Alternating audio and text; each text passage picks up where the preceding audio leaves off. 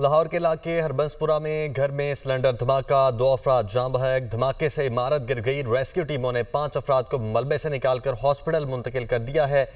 आपको बताएं कि लाहौर के इलाके हरबंसपुरा में घर में सिलेंडर धमाका हुआ है, जिसके नतीजे में 2 अफराद जान बहक हुए हैं। जैन अली लाहौर से हमारे साथ मौजूद हैं। जैन, बताइएगा इस वक्त क्या डिटेल्स मिल रही हैं और कितनी देर कबल ये वाक़या पेश आया? जी बिल्कुल, हरबंसपुरा अजीज भट्टी टाउन का ये अफसोसनाक वाकया है कि घर 3 मंजिला घर था और घर की पहली मंजिल पर जो है वो सिलेंडर ब्लास्ट हुआ है, जिसके बायस घर के अफराद जो है वो मलबे तले आए और पहली मंजिल जो है वो जमीन पहुंच हुई और उसके मलबे तले जो है वो घर के अफराद जो है वो आगे रेस्क्यू की जानिब से 5 अफराद को जो है वो मलबे तले से निकाल लिया गया है, जिनमें से 2 अफराद जो है वो जान बहक हुए हैं, जबकि 3 जख्मी हैं। उनकी हालत भी जो है वो तशवीशनाक बताई जा रही है।